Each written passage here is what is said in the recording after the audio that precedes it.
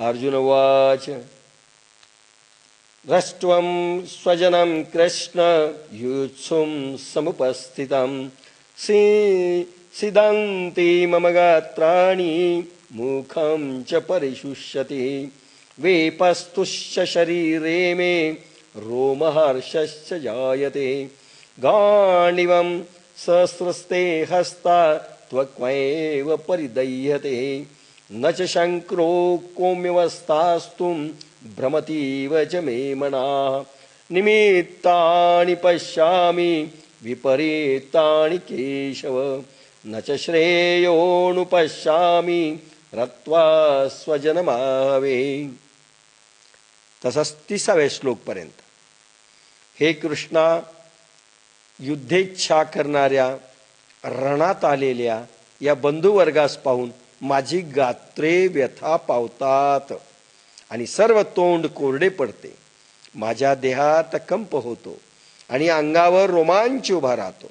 माझ्या हातातून गांडीव धनुष्य गळते आणि अंगावरील त्वचा दाह करीते. मी स्थिर उभा राहू शकत नाही. माझे मन जणू काय भ्रमण करीत आहे. बाप्पासाहेबांचं समगीत ह्या श्लोकावर 28, 29 आणि 30. कृष्णा स्वजन हे कसे युद्धा उत्सुक दिसतसे माझी गात्रे चगळाली तोंडी कोरड पडली देही कंपन वाढले उभे रोमांच राहिले उभा राहू शकेन मी मनबुद्धी झाली भ्रमी ऋषिमोह किरणसरी आणि ती वाताच्या लहरी.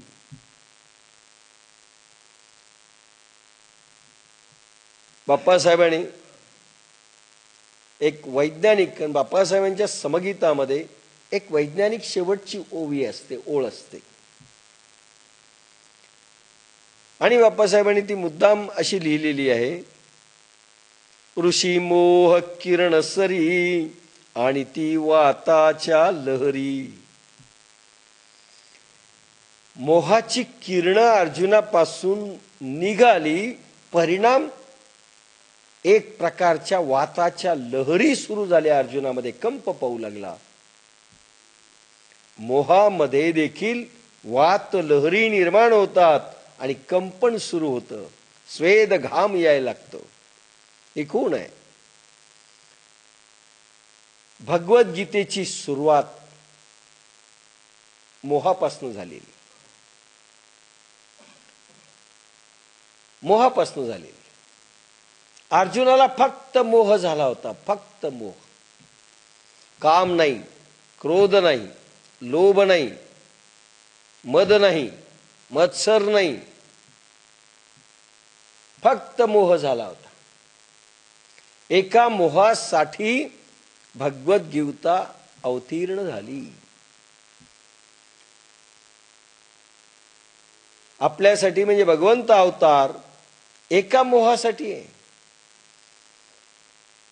आपल्याकडे तर सगळ्याच गोष्टी आहेत. काम, क्रोध, लोभ, मद, मोह, मत्सर काय नाही, काही नाही. मोह म्हणजे काय? मोह म्हणजे आसक्ती. एक प्रकारचं प्रेमच आहे ते. आपलंसं वाटणं.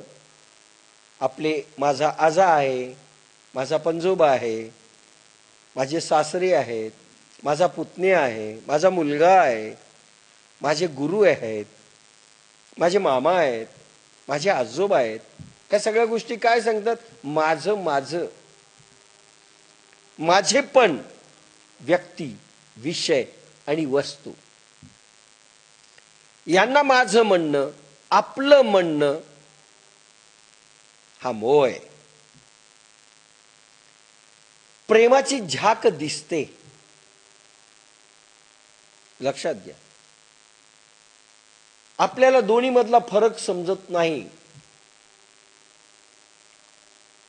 प्रेमही एक प्रकारचा मोहच आहे. प्रेम असतं त्याच वेळेस आपला वाटतो ना माणूस, माझी मुलगी, माझा नवरा, माझी बायको, माझा मित्र, माझा ज्या वेळेस आपण म्हणतो हा मोह आहे का प्रेम आहे? हे प्रेम असतं अर्जुनाचं, त्याच्यामध्येही माझा म्हणतो माणूस, प्रेमामध्ये देखील माझा म्हणतो. साधकांचा माय बाप हरे दर्शने ताप, ज्ञानोबा माझा ज्ञानोबा माझा. नाथांचा अभंग आहे. कैवल्याचा पुतळा प्रगटला भूतळा, जीवीचा जिवाळा ज्ञानोबा माझा. ज्ञानोबा माझा. ह्या ठिकाणी पण नाथ महाराजांनी ज्ञानेश्वरांना माझं म्हटलंय. मग आपण असं म्हणूया, मग अर्जुनाने आपल्या नातेवाईकांना आपलं म्हणलं तर बिघडलं कुठे? इथेच फक्त समजून घ्यायचं मोह आणि प्रेमामधला फरक. मुलीविषयी आईला वाटणारं प्रेम, मुलाविषयी वाटणारं प्रेम, वस्तूविषयी वाटणारं प्रेम, विषयांप्रती वाटणारं प्रेम, हे जे काही गोष्टी आहेत ना, बाह्य जगताशी, लक्षात घ्या, बाह्य जगताशी प्रेम वाटणं तो मोह आहे. बाह्य विषय, बाह्य वस्तू, बाह्य म्हटलंय, बाह्य वस्तू, बाह्य विषय आणि बाह्य व्यक्ती, दुसरी व्यक्ती, याच्याविषयी जे प्रेम वाटतं ते तो मोह आहे, प्रेम नाही. ती आसक्ती आहे. त्यालाच नंतर नाव विषयासक्ती नाव आलेलं आहे. व्यक्तीच्या प्रति आसक्ती, विषयांच्या प्रति आसक्ती. मुलगी सासरी गेल्यानंतरही आई सतत विचार करते, सतत विचार करते कसं असेल तिचं. थोडं दुखायला लागलं तरी इकडे ही रडते. ती रडते की नाही माहिती नाही, पण ती फोनवर जरूर रडते. तिला काही दुःख झालं ही रडत बसते, तिला आनंद झाला ही हसते. असे प्रसंग कमीच. आता ती गेल्यानंतर सतत तिच्याविषयी चिंता वाहणे, अश्रू ढाळणे, आनंद दुःख व्यक्त करणे आणि स्वतः ती सुखात असली तर सुखी, ती दुःखात असलं तर आपण दुःखी राहणे, तिच्यावरचा परिणाम आपल्या अंगावर करून घेणे, याला आसक्ती म्हणतात. याच्यामध्ये प्रेम आहे पण आसक्ती. दोन्ही मधला फरक लक्षात घ्या. आणि हाच नेमका फरक लक्षात येत नाही आणि संसार हा नरक बनतो.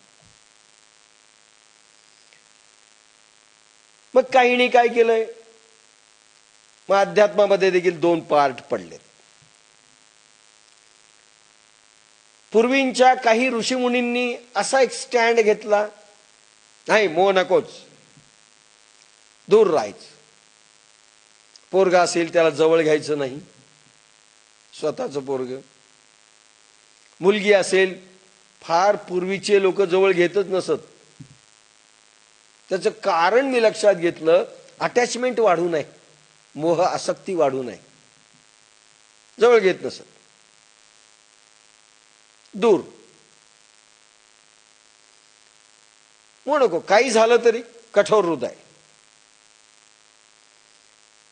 मग दमनाची प्रक्रिया. काही ऋषीमुनींनी असा स्टँड घेतला, मोह नकोच. गेली ठीक आहे, मुलगी आहे, काही खंत नाही, खेद नाही, हे नाही. पण त्याच्यामुळे यांना मिळणारं प्रेम संपलं. जी लोक दमनाचा प्रकार ज्यांनी घेतला, अंगीकारला, नको डिटॅच राहायचं, वनात जाऊन राहायचं, एकांतात जाऊन राहायचं, फटकून राहायचं, कोणाला टिकू द्यायचं नाही जवळ. विशेषतः काही साधू संतांनी पण असाच प्रकार केला. गजानन महाराज शेगाव, टिकूच द्यायची नाही लोक. नको, मोहात अडकलोत, अगो पंचायत होईल, भानगड नको त्यांच्या सुखदुःखात. साईबाबा शेवटी शेवटी अडकले, दुःखही झालं त्यांना. तो भाग वेगळा, आपण तिकडे वळायचं नाही. पण काही अडकले काही जण. आता कण्व ऋषी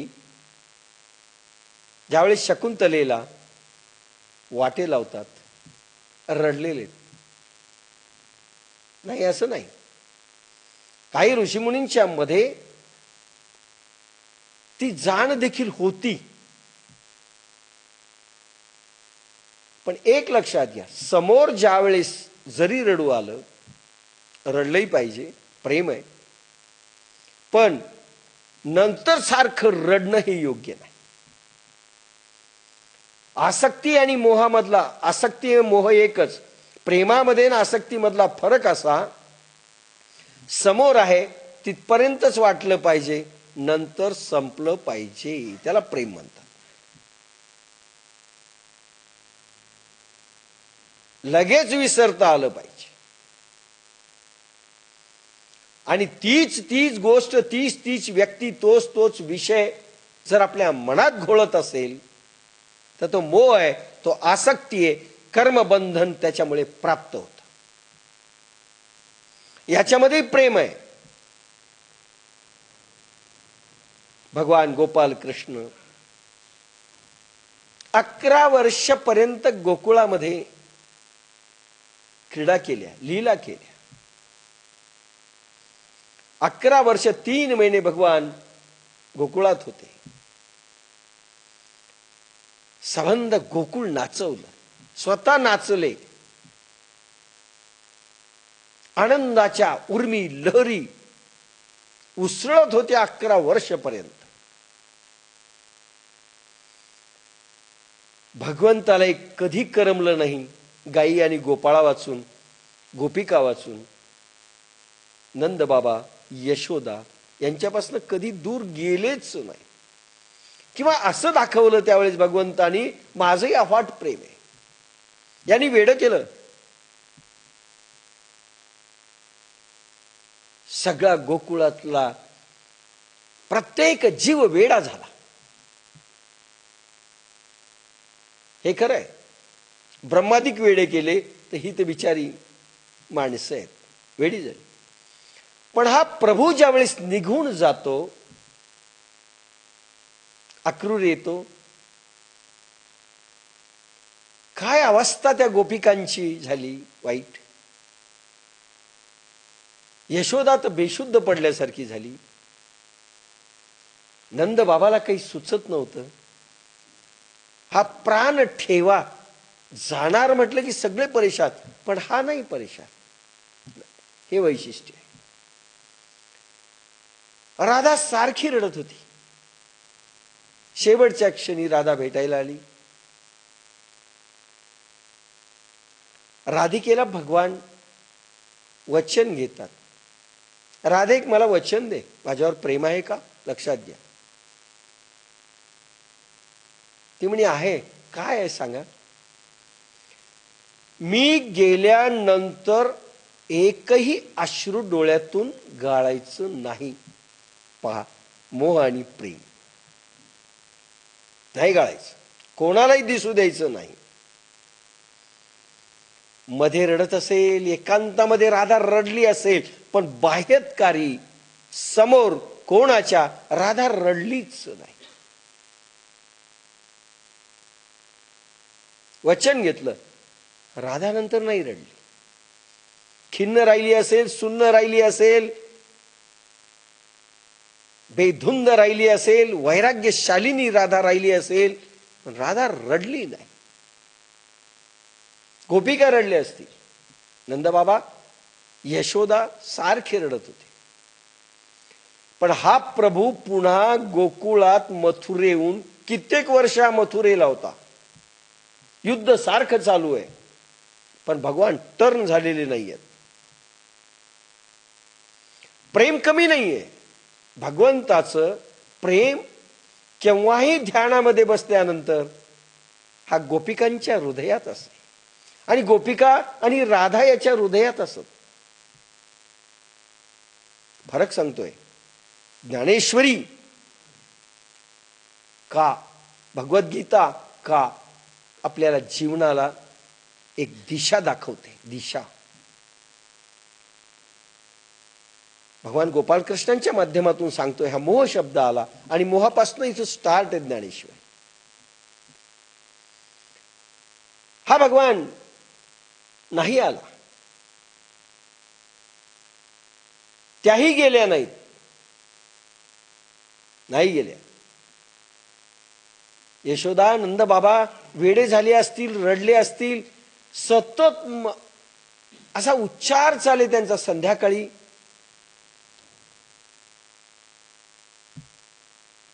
गुरं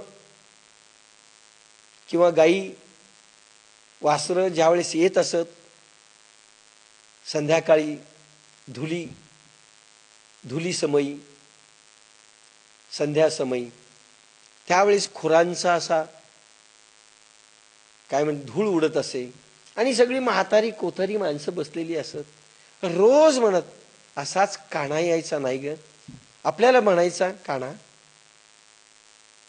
की बाबा तुम्ही बसलेत का, प्रत्येकाची चौकशी करायचा. रोज त्यांना आठवायचा, रोज आठवायचा. आठव होता.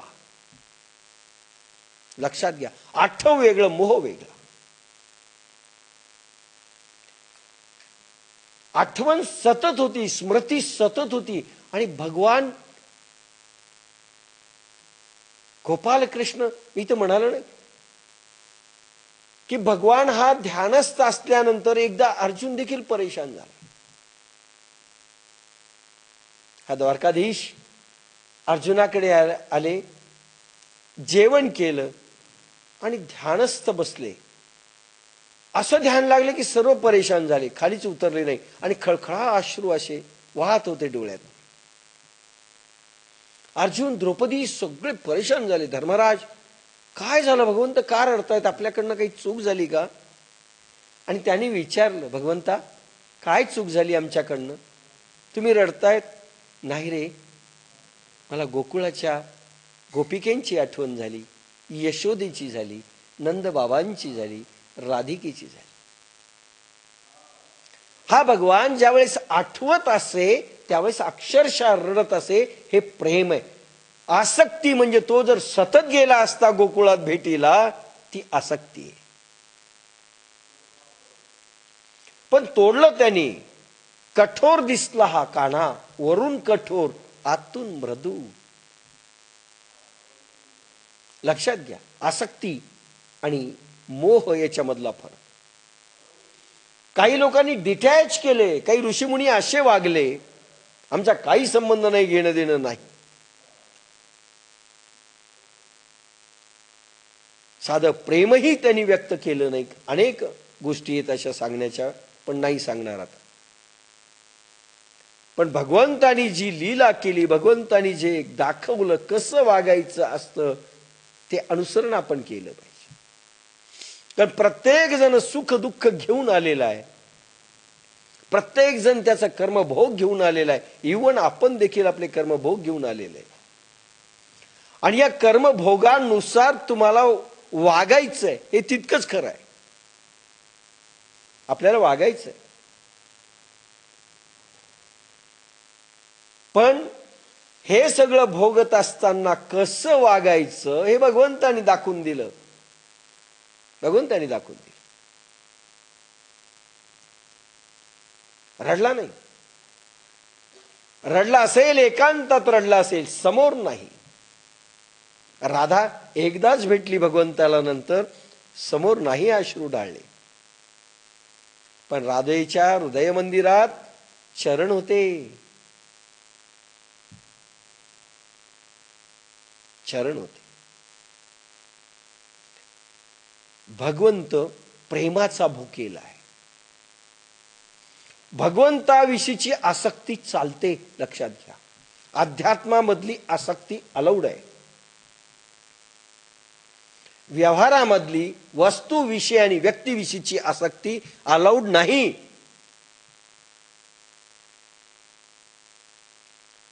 परमेश्वर भेटीसाठी असणारी तळमळ, त्याच्याविषयी असणारी क्षुधा,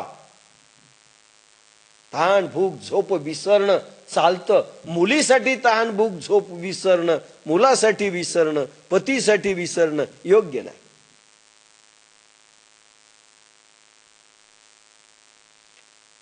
अध्यात्मामधली आसक्ती ब्रह्मांडीय किरणांना खेचून घेते, गुरुकिरणांना खेचून घेते. गुरुजनांविषयी असणारी आसक्ती, देवाविषयी असणारी आसक्ती चालते. पण बाकीची आसक्ती, माया मोह म्हटलेलं आहे त्याला, ती अलाउड नाही. ती पाप निर्माण करते, कर्मबंधन भोग निर्माण करते. म्हणून माझं म्हटलंय म्हणून अर्जुन दोषी नाहीये. पण माझं म्हणल्यानंतर कर्तव्य कर्म, आता एक मुलीविषयी तुमचं एवढं अटॅचमेंट आहे, तिचं लग्नच होऊ द्यायचं नाही. अहो लग्न करा. नाही हो, मुलगी गेली तर आम्हाला कोण आहे. अरे समजा गेलीस, ट्रान्सफर करून घेणं परभणीला,